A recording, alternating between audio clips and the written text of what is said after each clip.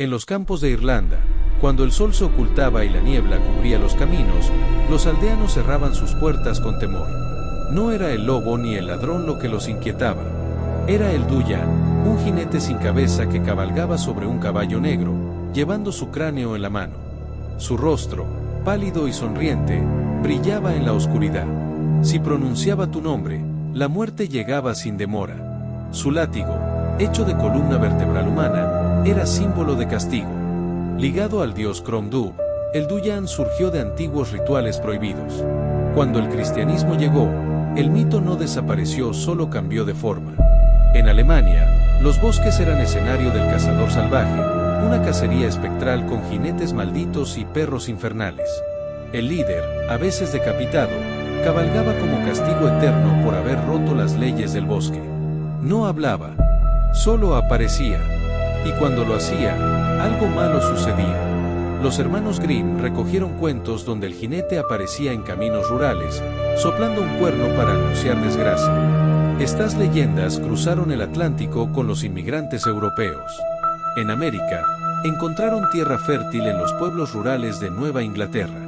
Durante la Guerra de Independencia en 1776, se decía que un soldado hessiano fue decapitado en batalla. Su cuerpo fue enterrado en Sleepy Hollow, pero su alma no descansó. Desde entonces, cabalga por las noches buscando su cabeza perdida. Washington Irving, nacido en 1783, escuchó estas historias en su infancia. En 1820, publicó la leyenda de Sleepy Hollow, donde el jinete sin cabeza se convirtió en símbolo. No era solo un fantasma, era el pasado que no se puede enterrar. Un eco de guerra, de muerte, de lo que regresa cuando menos se espera. Irving no inventó al jinete, lo recogió de la tradición oral y lo transformó en mito americano. Y así, el jinete cruzó de la superstición al papel, y del papel a la eternidad. Sleepy Hollow, al norte de Tarrytown, Nueva York, era un valle tranquilo, envuelto en supersticiones. En 1790, Washington Irving lo convirtió en escenario de su historia. Ichabod Crane, maestro supersticioso y ambicioso, llega al pueblo buscando fortuna. Se enamora de Katrina Van Tassel, hija de un granjero rico. Pero Brom Bones, fuerte y burlón, también la desea. Ichabod no solo compite por amor, también lucha contra sus propios miedos. Cree en fantasmas, en brujas, en espíritus. Y Sleepy Hollow está lleno de historias. Los aldeanos hablan del jinete sin cabeza, un espectro que aparece en las noches, cabalgando por los caminos solitarios. Después de una fiesta, Ichabod regresa solo por el bosque. La noche es oscura, silenciosa. De pronto, ve al jinete sin cabeza. Lo persigue, lo alcanza, y le lanza su cabeza. Al día siguiente, Ichabod ha desaparecido. Solo queda su sombrero y una calabaza rota. ¿Fue el jinete real? ¿Fue Brom disfrazado? Irving no lo aclara. El jinete representa el pasado que persiste. Un soldado decapitado, condenado a cabalgar. Sleepy Hollow, con su niebla y supersticiones, es el escenario perfecto para que esa figura exista. Irving escribió el cuento cuando Estados Unidos buscaba mitos propios. El jinete sin cabeza se convirtió en uno de los primeros grandes mitos americanos.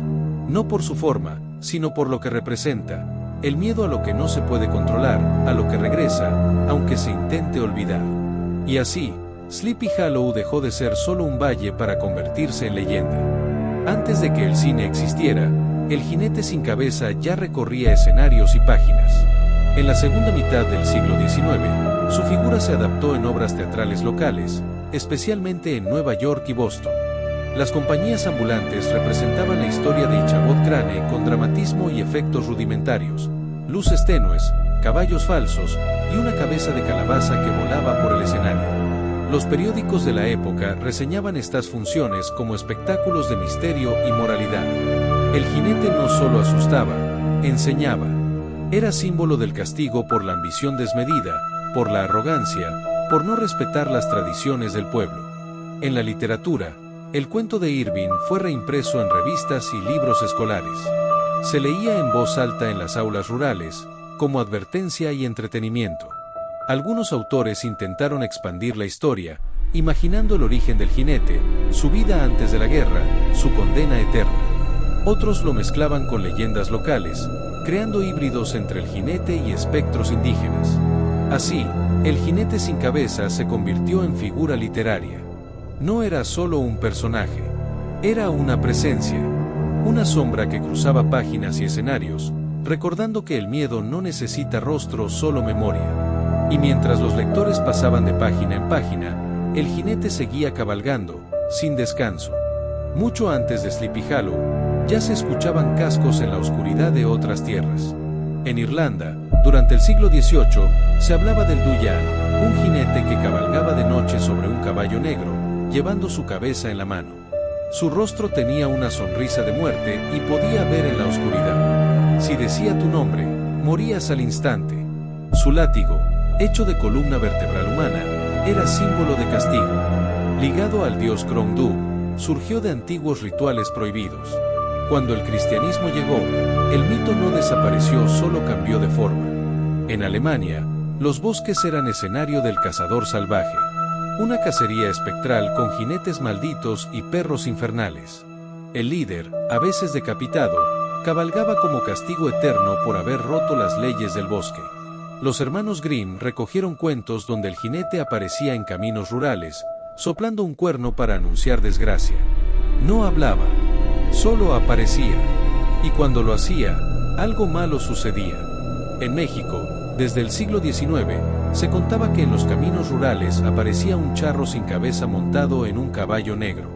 Algunos decían que era un bandido decapitado por traición. Otros, un alma en pena que no aceptaba su muerte. Nadie quería cruzarse con él, porque si lo veías, algo se perdía. A veces la memoria, a veces el alma. Así, el jinete sin cabeza no es solo una leyenda americana. Es una figura universal. En cada cultura, toma una forma distinta, pero siempre cabalga en la frontera entre lo vivo y lo muerto. No tiene rostro, porque no representa a una persona. Representa lo que no se puede olvidar. Lo que regresa cuando menos se espera. El jinete sin cabeza no necesita rostro para provocar miedo. Su fuerza está en lo que representa. En 1820, Irving lo presentó como símbolo del pasado que no se puede enterrar. Y Chabot Crane, supersticioso pero instruido, se enfrenta a él. Y todo lo que sabe no le sirve. El jinete lo alcanza y lo borra. ¿Por qué nos asusta una figura sin cabeza? Porque el rostro nos permite entender. Sin él, solo hay vacío. Y el vacío nos recuerda que no tenemos control. El jinete es ese vacío. No tiene identidad, pero tiene dirección. No tiene voz, pero tiene propósito. En muchas culturas, perder la cabeza era el peor castigo. El jinete no es solo un muerto. Es un condenado. Su condena no termina. Porque no puede ver, no puede hablar, no puede recordar. Solo cabalga. Desde lo emocional, representa lo que no se puede enfrentar.